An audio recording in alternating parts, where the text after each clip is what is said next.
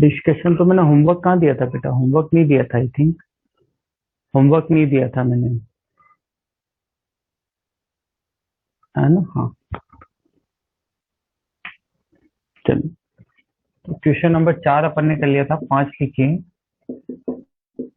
If I n equals to है 0 to pi by 4 tan nx dx, then prove that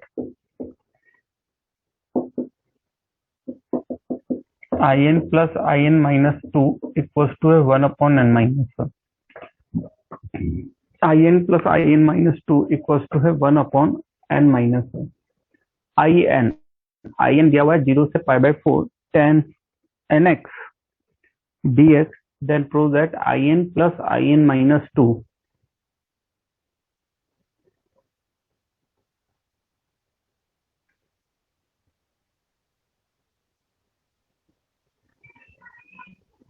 equals to कितना है? 1 upon in minus 1। चलो करें इसको। अब देखो, इसमें भी वही in है, लेकिन यहाँ हम सेकेंड फंक्शन जो होता है ट्रिग्नोमेट्रिक का, जब भी हम करते हैं तो सेकेंड फंक्शन हम 1 नहीं लेते हैं। सेकेंड फंक्शन 1 क्यों नहीं लेते हैं? कि मान लो अगर आपने सेकेंड फंक्शन 1 लिया तो x आ जाएगा, और x tan x पहले से भी कॉम्प्लिकेटेड इंटीग्रेशन हो जाएगा। तो यहाँ हम सेकेंड फंक्शन 1 नहीं लेते हैं। तो यहाँ क्या करते हैं बेटा, कि ये जो tan x लिखा हुआ है इसको ब्रेक करते हैं, और इसमें से इसको मैंने n माइनस 2x लिखा और एक tan स्क्वायर x को अलग कर लिया, एक tan स्क्वायर x को अलग कर लिया। अब मैं क्या करूंगा, 0 to pi by 4 है, ये tan n माइनस 2x है, इस tan x को मैं sec स्क्वायर x माइनस 1 लिख सकता हूँ। तो ये इससे इंटीग्रेशन दो पार्ट में बदल जाएगा, 0 to pi by 4 tan n minus 2x into sec square x dx, और एक बदल जाएगा 0 to pi by 4 और tan n माइनस 2x। तो ये in हो गया बेटा। आप देखो, इसको आप ध्यान से समझिए, मेरी बात को ध्यान से समझना मैं क्या लिख रहा हूँ। ये tan x है और ये sec स्क्वायर x है। अगर मैं tan x को t लेट करूंगा तो sec square x dx dt हो जाएगा। अगर मैं tan x को t लेट करूंगा तो sec square x dx dt हो जाएगा। यस और नो बोलें एक बार। अगर मैं tan x को t पुट करूं तो sec square x dx dt हो जाएगा।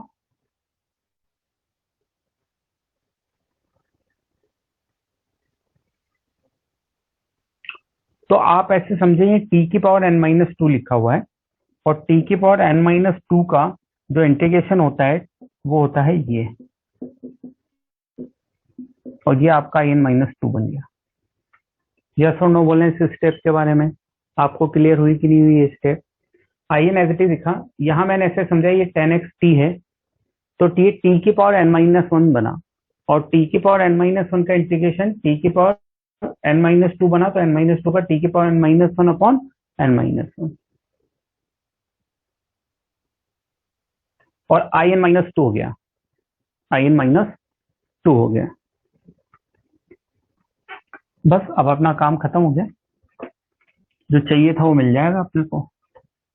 जैसे ही वैल्यू पाई बाय 4 पुट करूंगा, जैसे ही वैल्यू पाई बाय 4 पुट करूंगा तो ये कितना हो जाएगा बेटा? 1 upon n minus 1, tan pi by 4 1 होता है।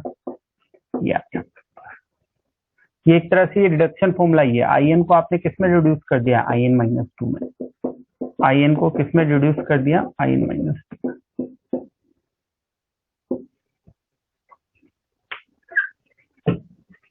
आई एन को हमने किस में रिड्यूस कर दिया? आई एन माइनस 2 में।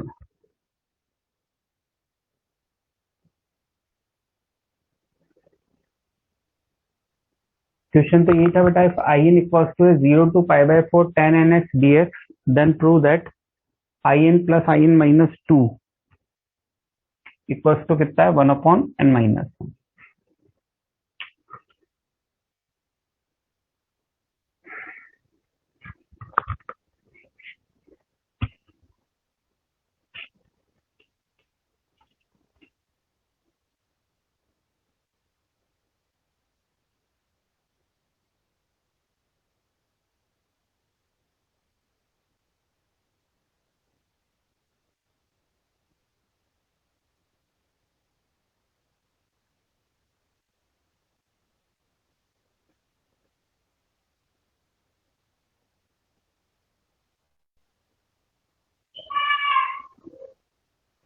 हो गया।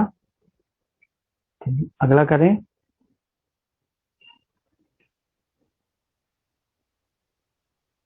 अच्छा, और एक बात समझिए, देखिए इंडेफिनेट डेफिनेट में बहुत ज्यादा फर्क नहीं पड़ता। जैसे तो आपने डेफिनेट का रिडक्शन फॉर्मूला पूछा है, अगर इसी सवाल में इंडेफिनेट का रिडक्शन फॉर्मूला होता तो इंडेफिनेट में यही हो जाता। इंडेफिनेट वाले में बस ये लिमिट नहीं आती बेटा आपको, है। अगर मान लो इंडेफिनेट, मैं इसलिए एक्चुअली बात बोल रहा हूँ, तो ये इंडेफिनेट में ये चीज हो जाती, ये इंडेफिनेट के केस में हो जाता। आपको यहाँ पे लिमिट नहीं पुट करनी पड़ती, ये इंडेफिनेट के केस में हो जाता। तो डेफिनेट इंडेफिनेट के केस में रिडक्शन फॉर्मूले में बस वो वैल्यू का अंतर आएगा, बाकी सेम रहने वाला है। यहाँ पे लिमिट पुट नहीं होती, तो ये किसका बन जाता है, इंडेफिनेट का बन जाता है। एक सवाल में इंडेफिनेट के लिए भी करा देता हूँ ताकि आपको क्लियर रहे। तो रिडक्शन फॉर्मूले का प्रोसेस सेम होने वाला है, उसमें नया कुछ भी नहीं होने वाला है।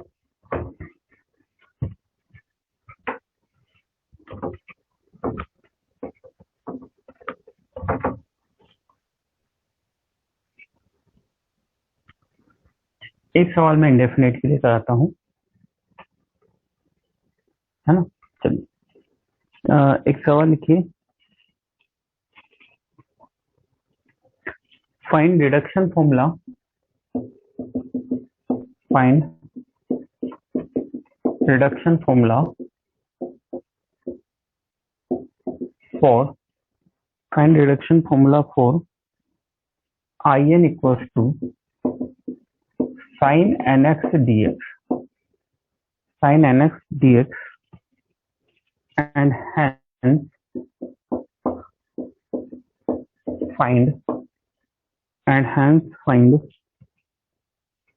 0 to, and hence find sin 5x dx।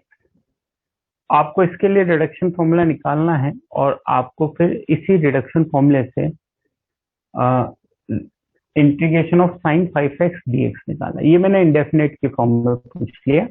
Indefinite हो डेफिनेट हो, सवाल के तरीके में कोई चेंज नहीं होगा, है ना। ये सेकंड पेज है, इसके पहले एक पेज लिख चुके हैं। तो अब आप समझिए, ये जो आई एन है ये है sine n x d x. इसको मैं ऐसे लिख सकता हूँ, sine n minus one x into sine x d x, ताकि ये मेरा फर्स्ट हो जाएगा, ये मेरा सेकंड हो जाएगा। अब मैं इसमें आसानी से बाई पार्ट्स लगाऊं बेटा, तो फर्स्ट फंक्शन सेकंड का integration minus integration of first का डिफरेंशिएशन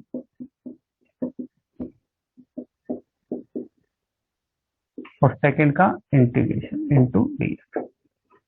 बाय पार्ट्स लगा दिया बेटा मैंने। क्या लगा दिया इसमें मैंने? बाय पार्ट्स लगा दिए।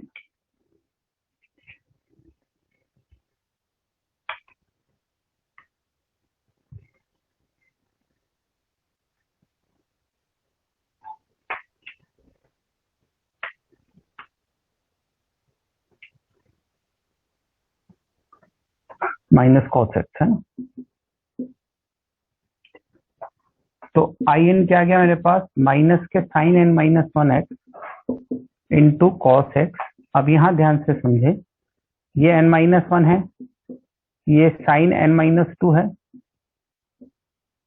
अब ये जो आपके पास कॉस स्क्वायर एक्स बच रहा है, इस कॉस स्क्वायर एक्स को मैं one minus sine square x लिख सकता हूँ, क्योंकि मुझे बाय पार्ट्स बार बार थोड़ी नहीं लगाना है, अब तो टर्म को एडजस्ट करना है मुझे। तो मैंने इस कॉस स्क्वायर एक्स को कितना लिख दिया, one minus sine square X, one minus sine square X. अब one minus sine square X लिखने का फायदा क्या हुआ कि आप समझो, ये आई एन था आपका, ये sine n minus one x cos x हो गया आपका। अब ये एन माइनस वन एक टर्म तो बन गई आपकी sine n minus two x d x, और एक टर्म जब ये मल्टीप्लाई होगा तो ये sine n x d x बन जाएगा। बस हो गया काम। ये आई एन माइनस के sine n minus one x cos x plus n minus one I N minus two minus N minus one I N minus I. इसको इधर ले आओ बेटा, I N equal to minus के sign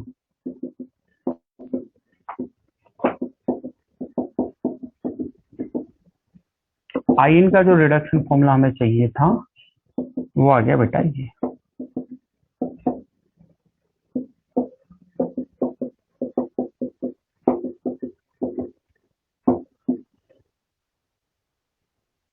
I N को किस में reduce कर दिया, आई एन माइनस टू में। अब कुछ जानकारी मैं लिखाऊंगा अभी आपको कि भाई जनरली जो ऑब्जर्वेशन है रिडक्शन के बारे में वो भी मैं अभी आपको लिखूंगा। तो कहीं ना कहीं हमने इस आई एन को आई एन माइनस टू के टर्म्स में रिड्यूस कर लिया, ये लिखिए। फिर वो इसका एक और पार्ट है जो मैं समझाऊंगा कैसे हम रिडक्शन फॉर्मूले का इस्तेमाल करते हैं। अच्छा, अगर मान लो मुझे डेफिनेट का निकालना होता ना, तो इस टर्म की जगह एक वैल्यू आ जाती, फाइनाइट वैल्यू कुछ, क्योंकि लिमिट लगती इस पे, तो इसकी फाइनाइट वैल्यू आ जाती। ये टर्म एज इट इज रहती, ये टर्म एज इट इज रहती, बट यहाँ पे एक फाइनाइट वैल्यू बन जाती अगर हम डेफिनेट का कर रहे होते। तो इनडेफिनेट का कर रहे थे, यहाँ पे फंक्शन आ रहा है, बस चेंज इतना सा होता है, बाकी कोई चेंज नहीं होता है। आप इसको लिख के डन कीजिए, फिर अपन थोड़ा और आगे का पढ़ेंगे।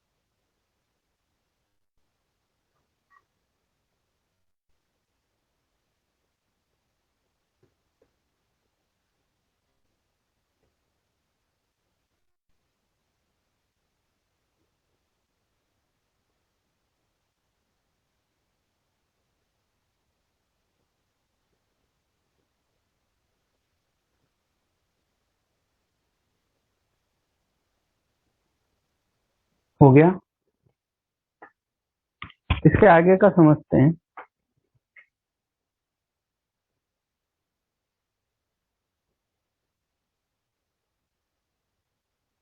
अर्चित, बेटा थोड़ा बहुत दिमाग अपनी तरफ से भी लगाया करो यार।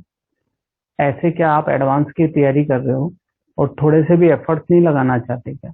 मतलब आप 10 बार लिख चुके हो, हमें बताने में शर्म आती है, पर आप पूछने में ऐसे देखते हो। आप देख नहीं रहे ये एन माइनस टू और ये टू साइन एन एक्स नहीं होगा क्या? मतलब आप थोड़े बहुत एफर्ट्स लगा के तो देखा करो। अब मैं क्या पावर जोड़ के बताऊं क्या आपको? एन माइनस टू और साइन एन एक्स होता है, ऐसे जोड़ के लिखूं क्या बेटा? N minus two plus two, देखो बेटा टू से टू कट के एन हो गया। आपने एक बार कोई चीज पूछी, 2 बार पूछी, फिर टीचर जवाब नहीं दे रहा है, तो थोड़ा सोचो यार मैं खुद से देख लूं। 25 बार लिखने से थोड़ी ना कुछ होगा, इतनी देर में तो थोड़ा सा अपना दिमाग ही लगा कर लिया करो यार। कि यार दिख भी रहा है एन माइनस टू है तो साइन एन एक्स होगा। एक बच्चा लिख रहा है अर्चित सबको परेशान करता है। बेटा अर्चित सबको परेशान नहीं करता, अर्चित अपने भविष्य को खुद परेशान कर रहा है, क्योंकि वो एफर्ट्स ही नहीं लगाना चाहता है ना? वो अपने भविष्य को परेशान कर रहा है, बाकी किसी को परेशान नहीं कर रहा। हम परेशान नहीं हो रहे, हमें तो उसको देख के चिंतित होती है। चिंता ये होती है कि आप देखो ये एडवांस की तैयारी कर रहे हैं और ये एफर्ट्स इतना सा भी नहीं लगाना चाहते। परेशान नहीं, दुख होता है ऐसे बच्चों के लिए कि ये एफर्ट्स इतना सा भी नहीं लगाना चाहते और तैयारी एडवांस की करते हैं। और इतने से भी एफर्ट्स नहीं लगाओगे तो एडवांस तो दूर, बोर्ड में भी दिक्कत आ जाएगी बेटा तुम्हें। एडवांस तो बहुत दूर की बात है। चलिए अब हम इसको समझे कि साइन 5x का मतलब क्या हो जाएगा। अगर आप n 5 डाल देंगे बेटा, तो ये I5 हो जाएगा। I5 का मतलब क्या हो जाएगा? Sine 4x cos x upon 5 plus 4/5 और कितना हो जाएगा? I3।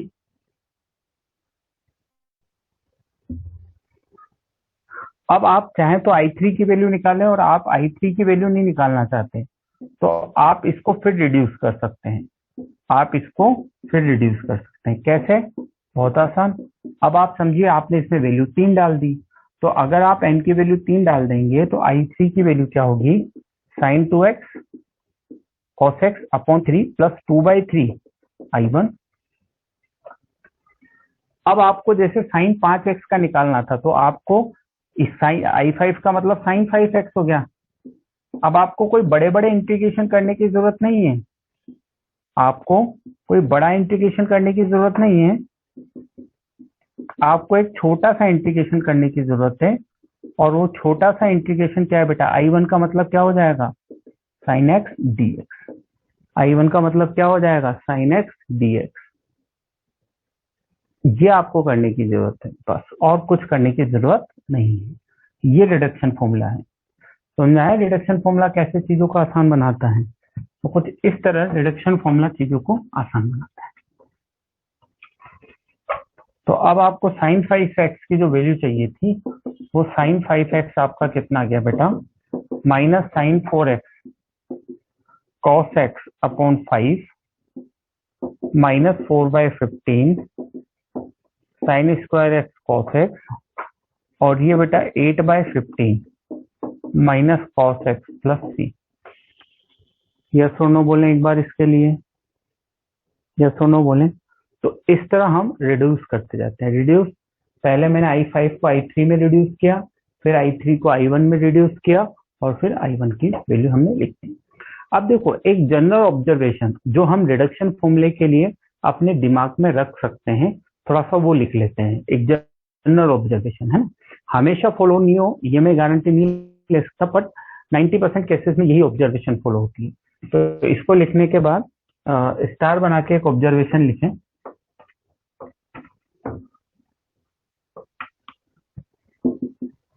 इसको लिखने के बाद स्टार बना के एक ऑब्जर्वेशन लिखें।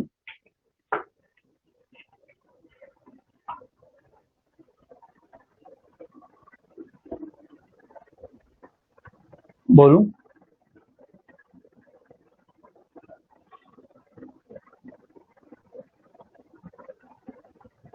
ठीक, तो लिखो, in non टिक्नोमेट्रिक function, in non टिक्नोमेट्रिक function, in non-trigonometric function, in non-trigonometric function, in is reduced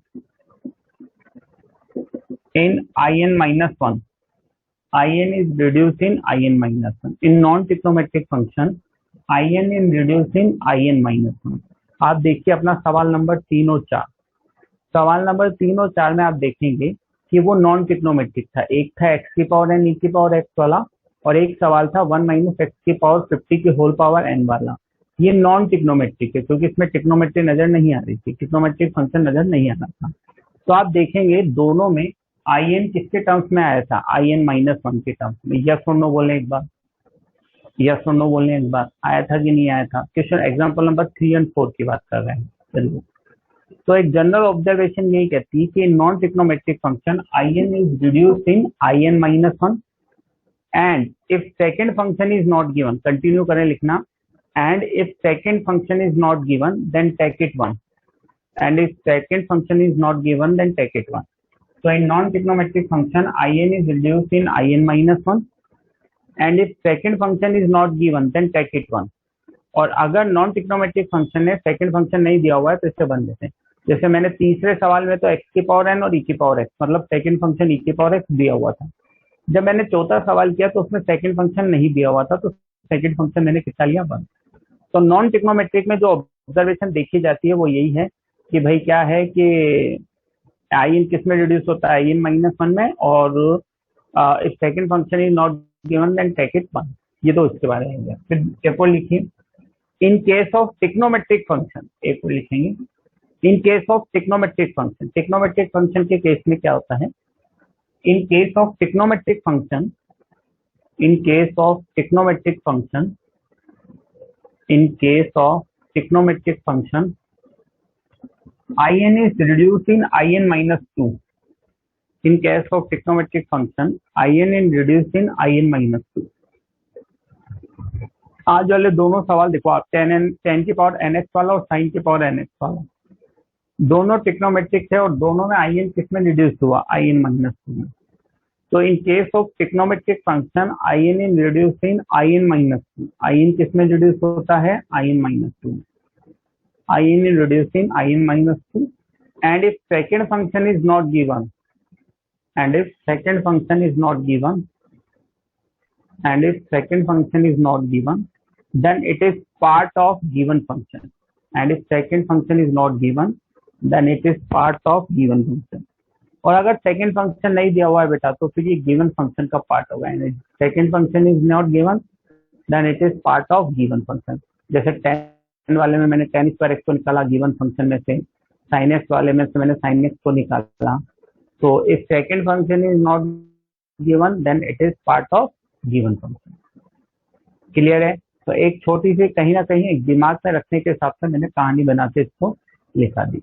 अब ये सब क्लियर हो तो डन बोलो, थोड़ा सा और आगे बढ़ते हैं। रिडक्शन फॉर्मूले हम याद नहीं रखेंगे, रिडक्शन फॉर्मूले हम याद नहीं रखेंगे क्योंकि वो सब अलग अलग फॉर्मूले हैं, तो उनको याद रखने का कोई मतलब नहीं है। जरूरत पड़े कभी कभार कोई सवाल आ जाए तो हम निकाल सकते हैं, मेथड हमने कहीं ना कहीं सीख लिया है ना। अब एक अच्छा सवाल हम इस पे करेंगे, एक अच्छा सवाल हम रिडक्शन पे करेंगे।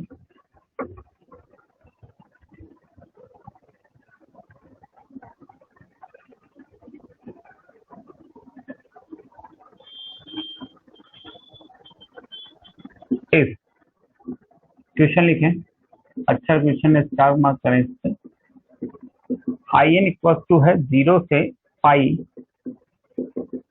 Sign nx upon sine x dx, then in equal to है 0 to pi sine nx upon sine x dx, then A option बेटा 0 से then A option in equal to है in माइनस 2, बी ऑप्शन बेटा 0 से pi sine nx upon sine x dx equal to है pi if n is odd, C option 0 से pi sine nx upon sine x dx equal to है 0 if n is odd, और तो मैंने लिख दिया n इज इवन, 0 से pi by 2, 0 से pi by 2 sine nx upon sine x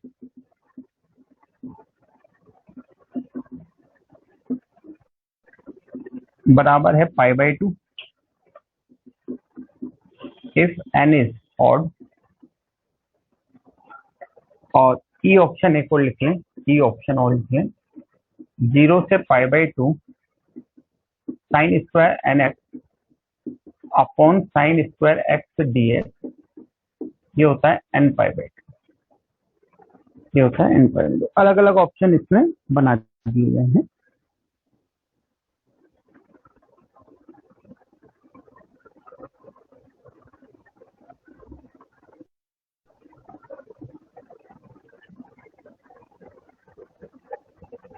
अभी मैं सब समझा दूंगा बेटा, क्या कर सकते हैं क्या नहीं कर सकते।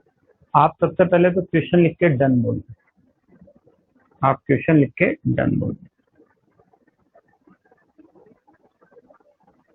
अब देखिए थोड़ा सा स्टैंडर्ड से हट के सवाल है, स्टैंडर्ड से हट के सवाल है। ट्रिग्नोमेट्रिक फंक्शन है ना, ट्रिग्नोमेट्रिक फंक्शन है। अब ट्रिग्नोमेट्रिक फंक्शन है और कहीं ना कहीं मैं इसमें क्या कर सकता हूँ काम, ऑप्शन आप सारे लिख लें, ऑप्शन आप सारे लिख लें, ऑप्शन लिख लिया, क्वेश्चन लिख लिया, यस और नो बोले एक बार, ऑप्शन और क्वेश्चन लिख लिया हो तो डन बोले, मैं रफ करके फिर आगे बढ़ूंगा।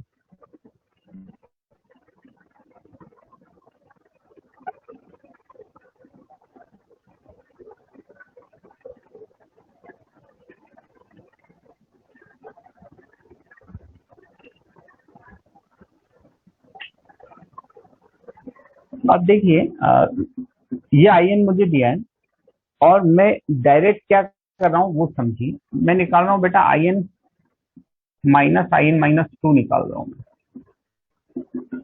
क्योंकि मुझे इसी फॉर्म में ऑप्शन लाना है, तो मैं ज्यादा दिमाग नहीं लगा रहा हूँ, मैं इसी फॉर्म में इसको करने की कोशिश कर रहा हूँ।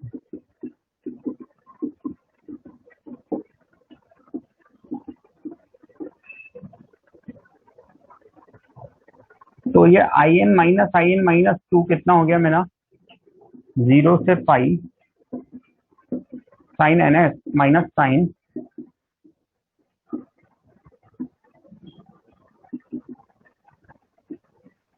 जो बन जाएगा sine C minus sine D.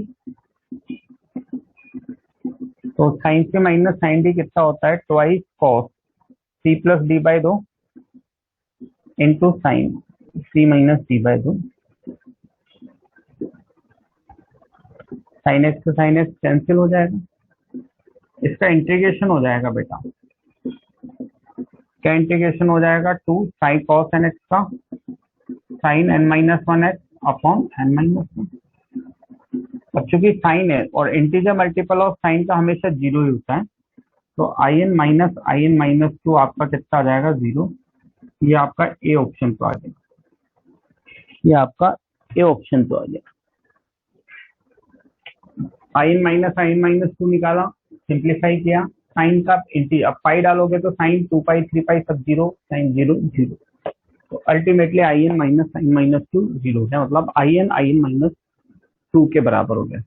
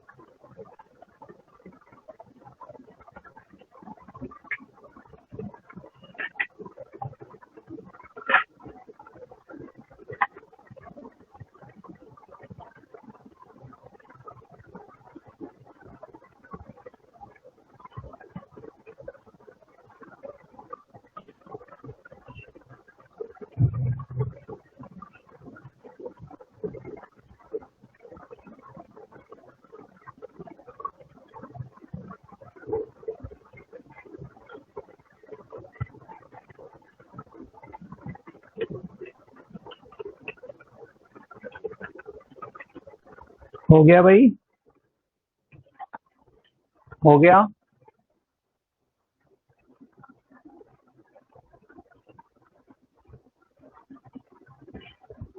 बाकी कुछ हुआ कि नहीं हुआ? देखो, अब ए ऑप्शन तो अपना आंसर आ गया है ना, ए ऑप्शन तो अपना आंसर आ गया। अब ये जो सवाल है, इसकी अच्छी खासियत क्या है कि मैंने जितने भी ऑप्शन लिखे ना, ये सब आंसर है। A B C D E, ये आंसर है। इस सवाल को कई बार पूछा जाता है और अलग अलग तरीके से पूछा जाता है, पूछा भी जाता है और अलग अलग तरीके से पूछा जाता है। तो जो भी इसके ज्यादातर स्टैंडर्ड यूज थे वो लगभग मैंने तुम्हें 5 ऑप्शन में बना दिए। अब ए ऑप्शन तो आपका सब कुछ आ गया, ए ऑप्शन तो आपका बिल्कुल क्लियर आ गया। चलिए ठीक है।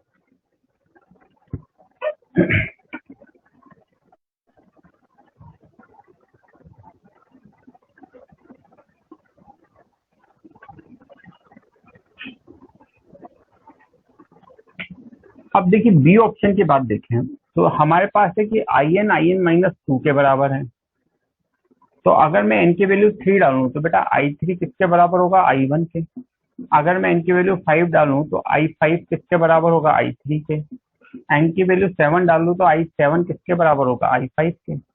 इसका मतलब अल्टीमेटली मैं क्या कह सकता हूँ कि I one, I three, I five ये सारे बराबर होंगे, ऑड वाले सारे क्या होंगे? बराबर होंगे।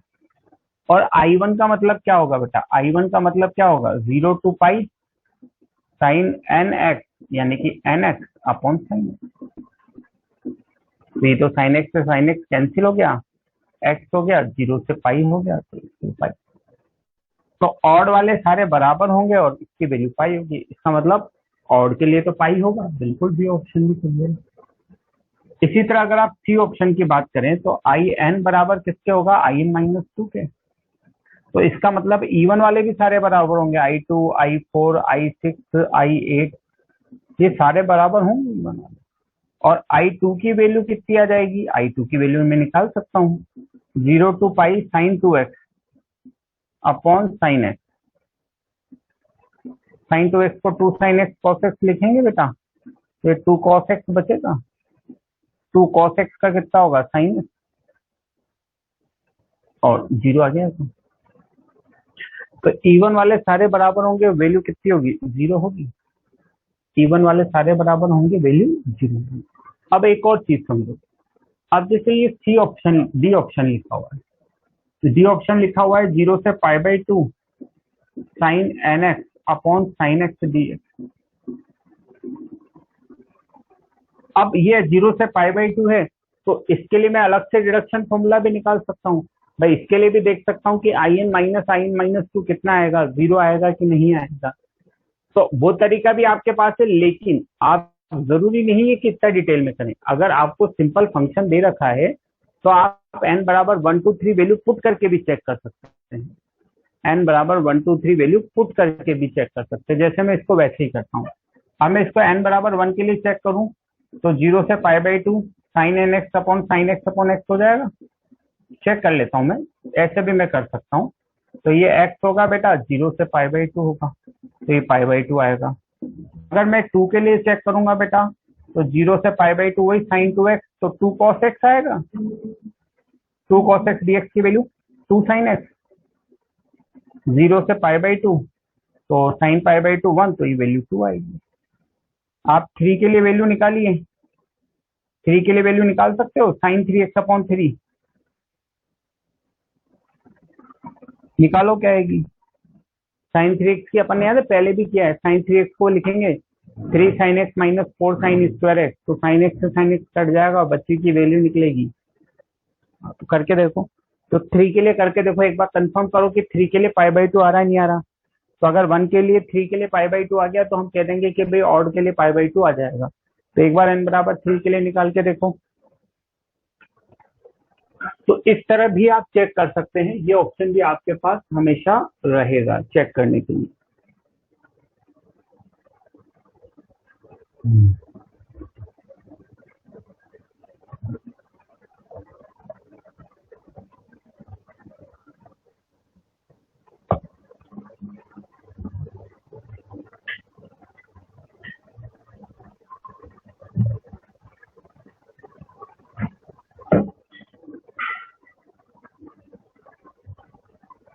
पाई बाई टू आ रहा है, बस पाई बाई टू आ रहा है, इसका मतलब आपका बी भी करेक्ट है, सी भी करेक्ट है, डी भी करेक्ट है और ई भी करेक्ट है। अगर आप ई निकालेंगे बेटा तो ई भी करेक्ट है।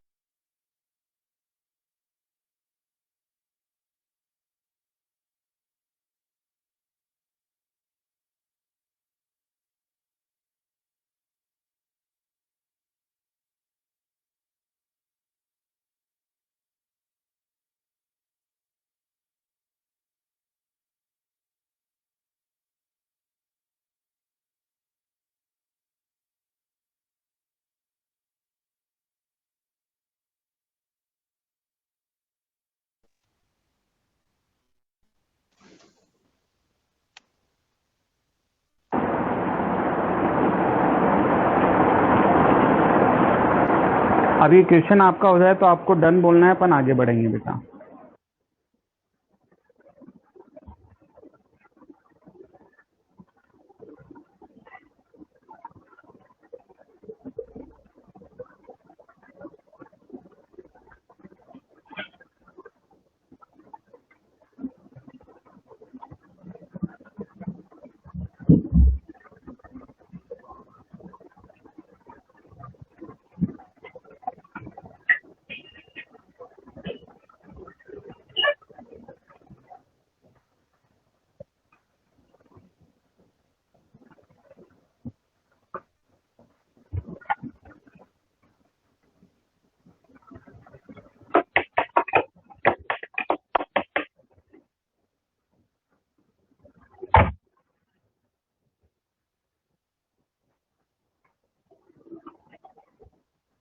हो गया, एक आध ऑप्शन बच रहा है तो आप बाद में भी कर सकते हैं।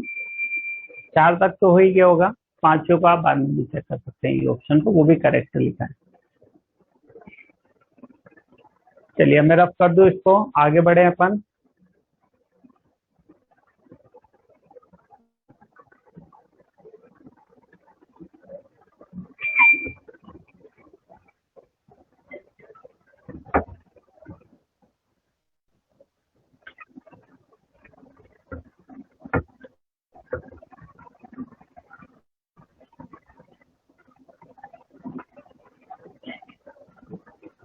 चलिए एक सवाल और आप लिख लीजिए, ये आप घर पे सोचिएगा इसके बारे में। इफ एफ ऑफ 1 है 3, एफ डैश 1 है 2 एंड 0 से 1 एफ एक्स डी है, इक्वल्स टू है 5, then find value of 0 to 1 x square f double dash x dx, then find value of 0 to 1 x square f double dash x dx।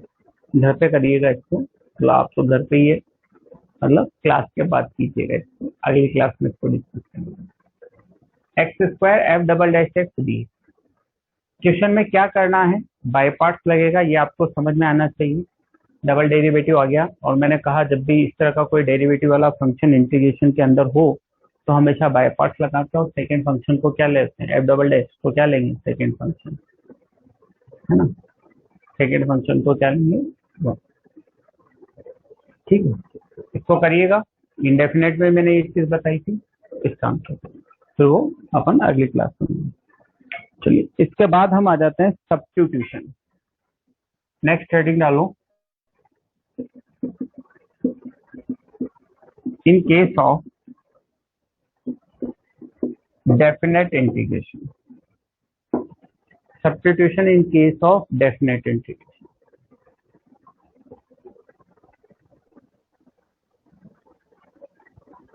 substitution in case of definite integration। अब चलिए definite integration में आते हैं। Indefinite में मैंने substitution पढ़ा था कि जैसे I F of G theta और D G dash theta D theta कुछ लिखा हुआ होता था।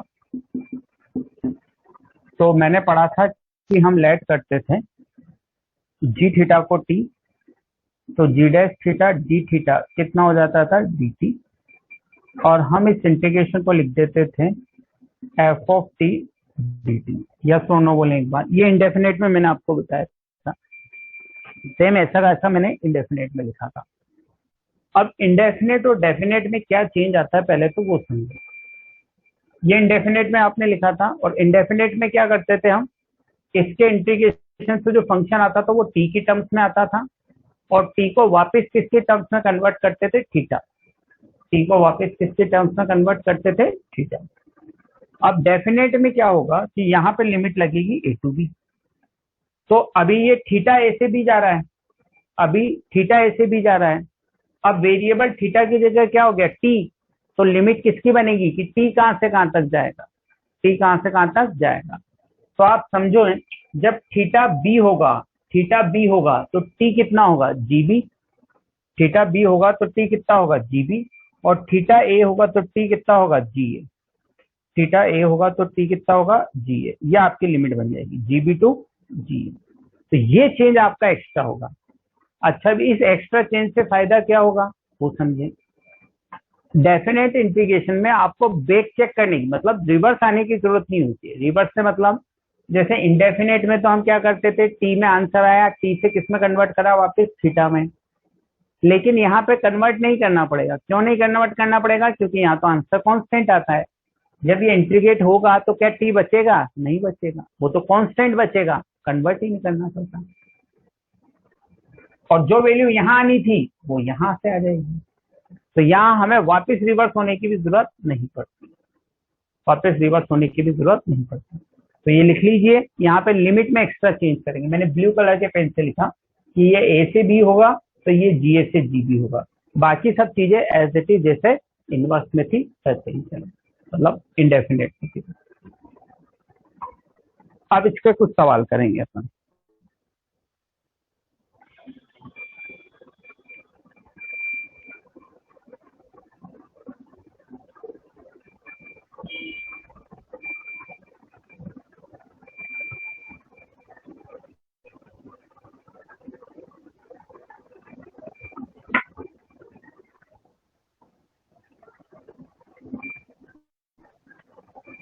चलिए, जैसे मैं पहला सवाल लेता हूँ समझाने के हिसाब से। पहले मैं दो सवाल आपको समझाता हूँ।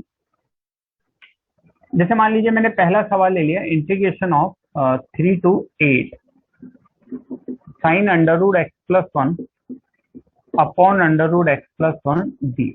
ये मान लीजिए मैंने ले लिया, है ना। अब मैं इसमें सब्स्टिट्यूशन लगाऊंगा। इस रूट एक्स प्लस 1 को कितना ले लूंगा, टी। रूट कोई टी ले जाए मतलब एक्स प्लस 1 बराबर टी स्क्वायर हो गया, एक्स प्लस 1 बराबर टी स्क्वायर हो गया। वही चीज है, एक्स प्लस 1 बराबर टी स्क्वायर बोलूं या रूट एक्स प्लस 1 को टी बोलूं, की बात। तो डिफ्रेंशिएट करूंगा तो रूट एक्स का 1/2 रूट एक्स डी एक्स कितना हो जाएगा, डी टी। तो आप देखिए इंटीग्रेशन किसमें चेंज होने वाला है, साइन टी, और D x D T 2dt हो जाएगा। अब लिमिट आपको चेंज करनी पड़ेगी। तो अगर x 3 डालेंगे तो t कितना आएगा, तो अगर x 8 पुट करेंगे तो t कितना आएगा, 3। ये लिमिट होगी बस। कॉस का साइन का माइनस कॉस t 2 से 3 माइनस के कॉस 3 प्लस के कॉस 2, ये आपका आंसर है।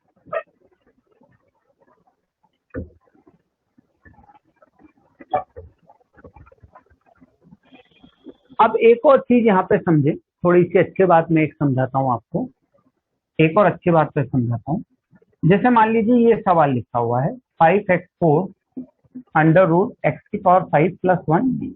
मान लीजिए ये सवाल है, ध्यान से समझिएगा मैं क्या चीज समझा।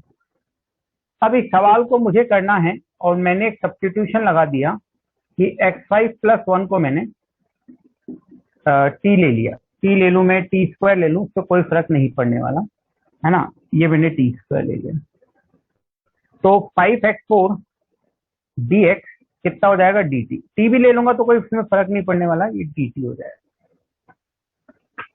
अब आप ये तो आपका अंडर रूट टी हो गया और ये dt हो गया। -1 डालेंगे 0 आपका आएगा, +1 डालेंगे 2 आपका आएगा, और इससे आपको इंटीग्रेट कर दिया 3/2 अपॉन 3/2 0 से 2, 3/2 3/2 0 से 2।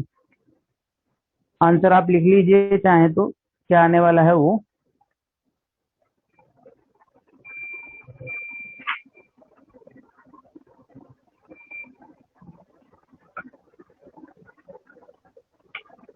2 4√2/3।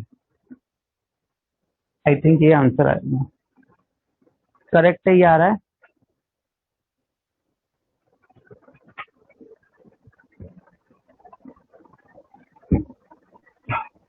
आ रहा है बेटा ये।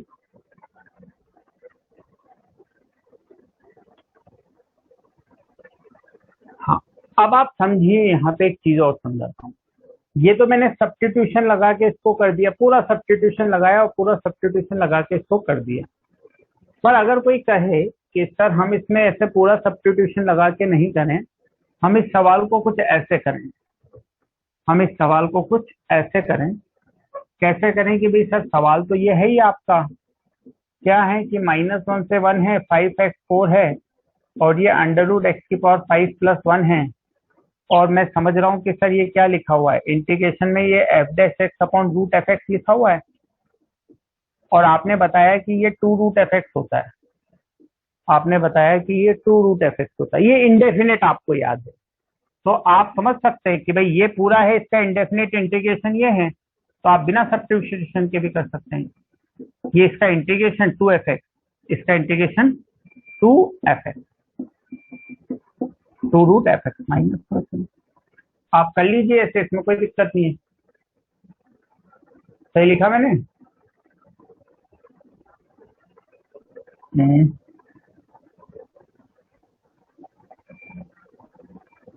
मैंने कुछ गड़बड़ तो नहीं किया? अच्छा, मैंने गलत लिख दिया। f'(x) अपॉन √f(x) 2/3 f(x) की पावर 3/2। हाँ, 2/3 f(x) की पावर 3, f(x) मतलब ये हो जाएगा 1 + x5 की पावर 3। हाँ,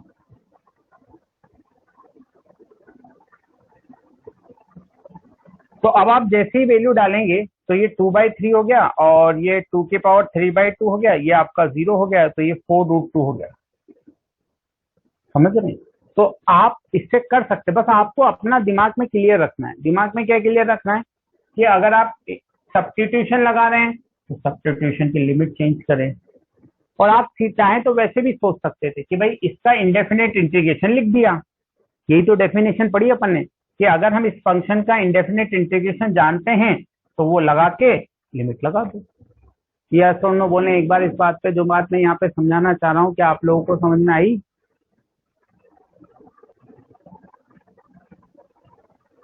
बट हम चूंकि इंडेफिनेट की डेफिनेट की प्रैक्टिस कर रहे हैं, इसलिए हम सब्स्टिट्यूशन से ही करें। हम डेफिनेट की प्रैक्टिस कर रहे हैं, इसलिए हम सब्स्टिट्यूशन से ही करें। ठीक है, चलिए अब मैं कुछ सवाल लिखता हूँ, आप 1 बाय 1 उनको ट्राई करें, फिर अपन डिस्कस करते हैं।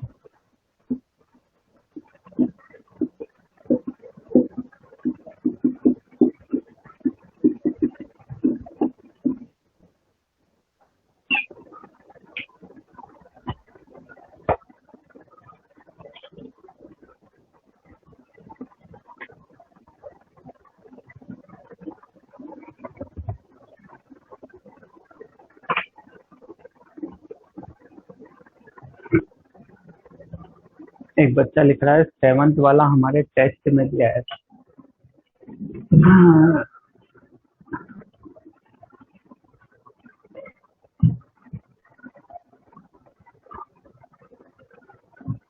अब ये सवाल तो मैं हर साल कराता हूँ बेटा, मैंने पिछले साल पढ़ाया था तब भी ये सवाल कराया था, इस साल भी ये सवाल करा रहा हूँ,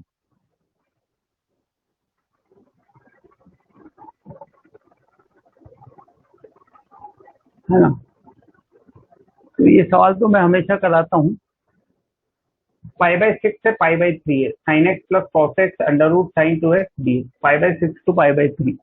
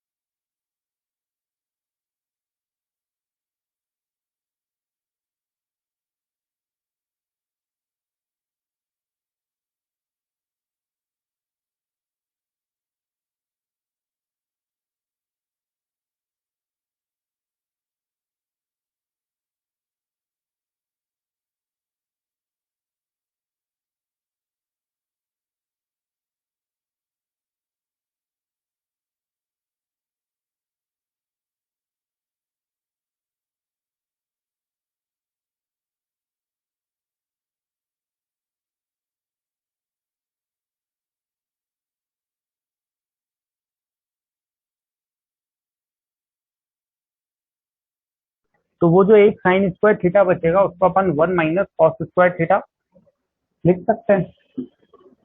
तो ये हो गया आपका बेटा -1 to 0।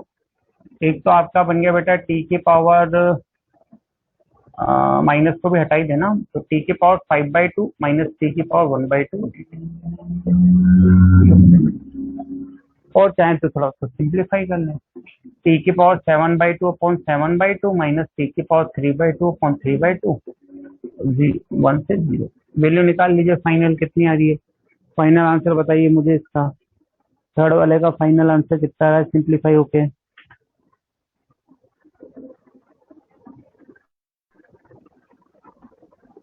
8/20, 8/20,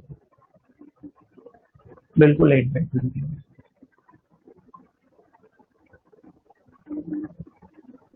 फोर्थ आपको करना है तो आपको दिख ही रहा है 10x को t लेंगे बेटा, तो sec square x d x किसमें चला जाएगा, dt में। तो 10 π/2 माइनस π/2 माइनस इंफाइनाइट से infinite, dt upon T square plus 2t plus 2 quadratic अब ये अपन मेथड जानते हैं इंडेफिनिट में कि 1/क्वाड्रेटिक आ जाता है तो उसको क्या करते हैं, perfect square plus minus one. ये -π/2 समझ में आता है, -π/2 माइनस इनफाइनाइट, π/2 इनफाइनाइट, क्योंकि एग्जैक्ट π/2 पे तो 10 डिफाइन ही नहीं होगा। लेकिन मैंने कहा था जब जरूरत पड़े तो इस π/2 का मतलब π/2 माइनस समझा जाएगा। तो π/2 के जस्ट पहले 10 की वैल्यू कहाँ पे अप्रोच करती है, इनफाइनाइट से। π/2 के जस्ट पहले 10 की वैल्यू कहाँ पे अप्रोच करती है, इनफाइनाइट। अब आप क्वाड्रेटिक समझ के सोल्व कर सकते हैं, करिए फटाफट।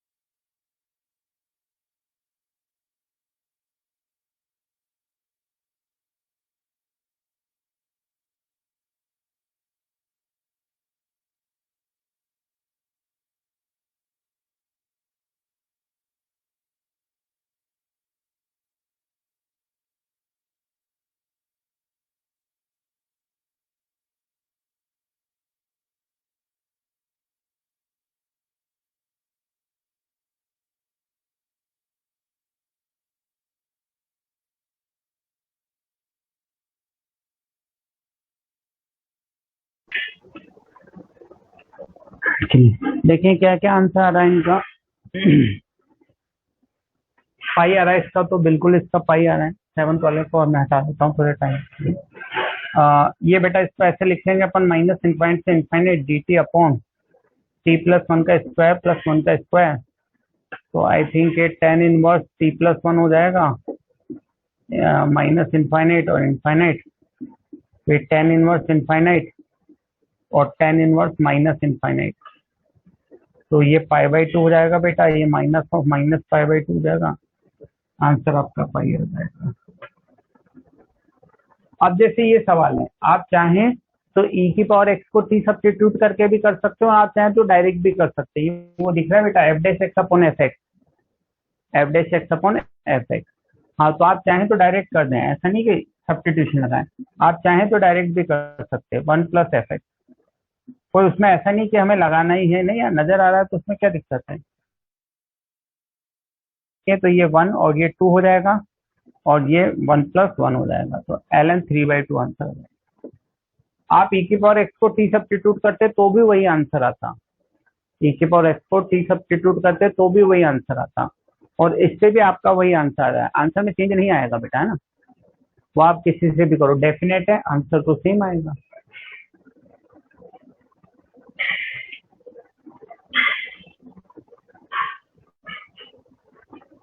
अब मैं 5 तक के बोर्ड पे से हटा भी रहा हूँ ना, 5 तक के बोर्ड पे से हटा रहा हूँ, है ना। फिर हम 6 और 7 करेंगे। 5 तक के मैं बोर्ड पे से हटा रहा हूँ बेटा, है ना।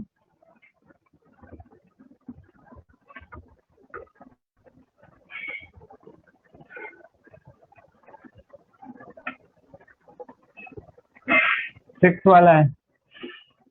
अब ये 6 वाला वो बन गया बेटा टाइप, टाइप कौन सी बनेगी? आई थिंक टाइप 9 है ये। टाइप 9 का सवाल है बेटा, ये समझ में आता है क्या? टाइप 9, टाइप 9 वो वाली जिसमें हम इसको अपोजिट साइन को टी लाइट करते हैं।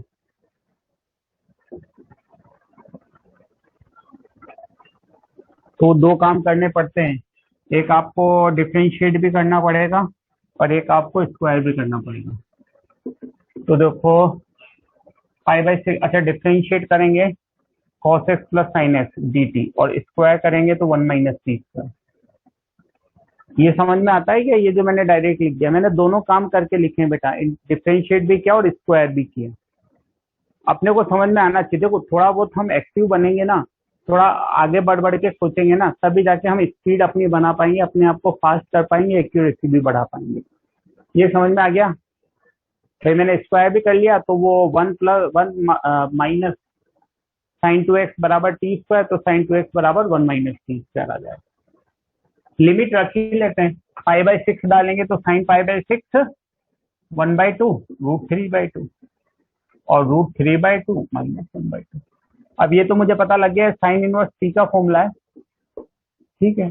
नीचे वाला कितना आ गया? ऊपर वाला तो √3 माइनस 1/2, इसको चाहूँ तो मैं माइनस के √3 माइनस 1/2 लिख सकता हूँ। तो ये साइन इनवर्स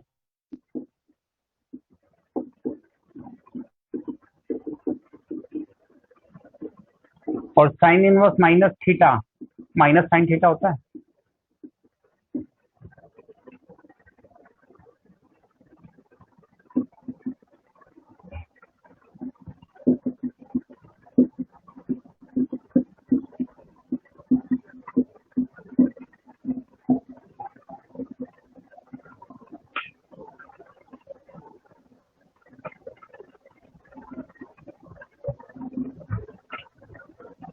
हाँ, इसमें एक्स को टेन थीटा पुट करेंगे, या यूं कह लीजिए टेन इनवर्स एक्स को थीटा पुट करेंगे, फिर बाय पार्ट्स का इस्तेमाल आगे जाके बनेगा। आगे जाके किसका इस्तेमाल बनेगा? By parts. कोशिश करो इसको पूरा करने की, जितना अपन खुद से करेंगे फायदा उतना ही ज्यादा होगा बेटा।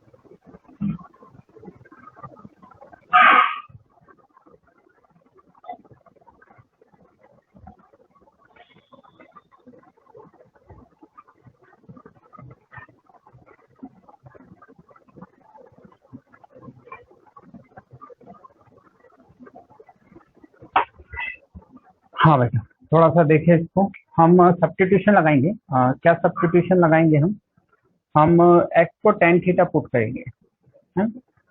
मैं ये बोलूँ या ये बोलूँ, उससे कोई फर्क नहीं पड़ता बेटा। मैं ये भी बोल सकता हूँ कि मैं टेन इनवर्स एक्स को थीटा लिखूंगा, है ना, एक ही चीज है। तो डी एक्स बराबर sec square theta D theta हो गया, है ना। अब देखो, अगर एक्स जीरो होगा तो टेन इनवर्स जीरो जीरो, और अगर x one by root three होगा तो ये पाई बाई सिक्स हो जाएगा। ये हो जाएगा tan inverse two tan theta upon one plus tan square theta into sec square theta D theta. और आगे चले तो ये tan inverse tan two theta बन जाएगा बेटा, tan inverse tan two theta into sec square. Tan inverse tan two theta मतलब two theta हो गया।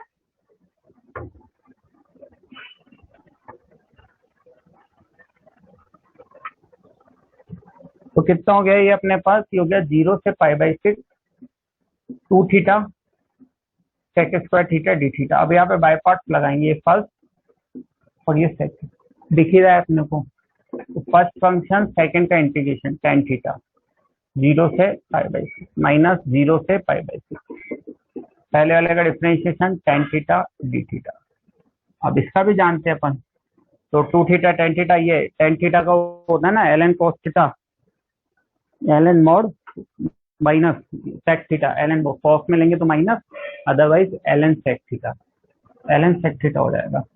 तो two pi by six tan pi by six minus ये कितना हो गया L N mod sec theta zero two pi by six. Value निकाल लो, सिंप्लीफाई कर लो, वो आंसर करेक्ट है। यस और नो बोलने इस पे एक बार, सबको समझ में आया कि नहीं आया?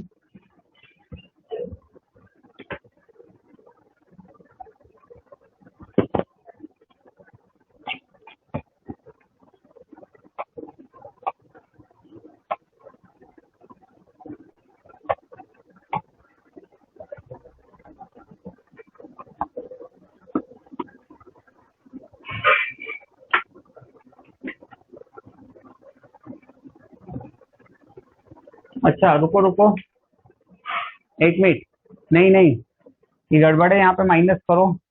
ये तो साइन का फॉर्मूला बनेगा, माइनस करो इसमें, यहाँ पे तब टेन का बनेगा। ये माइनस करना पड़ेगा तब टेन का बनेगा ना, प्लस पे तो साइन का बन जाएगा ना। माइनस करो इसमें, माइनस करो, माइनस, हाँ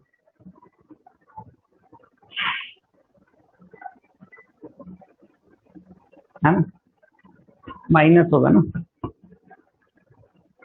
ध्यान, एक्चुअली फॉर्मूला नहीं देखते हम, तो वही देखते हैं टेन इनवर्स टेन बन रहा है, बिना फॉर्मूले के बनाते हैं।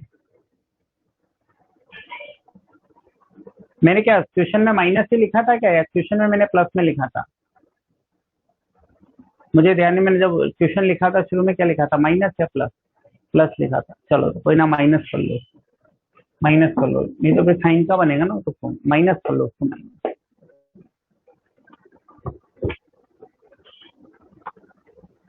चलिए क्लियर आ गया, सबको क्लियर है? टेन टू थीटा का फॉर्मूला बन गया ये। और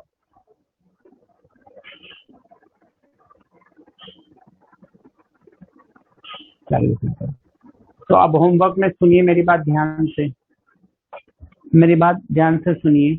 अब अपन होमवर्क में क्या क्या डिस्कस करेंगे, देखिए। अब अपने इसके बाद जो क्लास आ रही है वो आ रही है, कल अपनी क्लास नहीं है, परसों अपनी क्लास नहीं है, अब अपनी क्लास है फ्राइडे को, थर्सडे को, है ना, थर्सडे को क्लास है।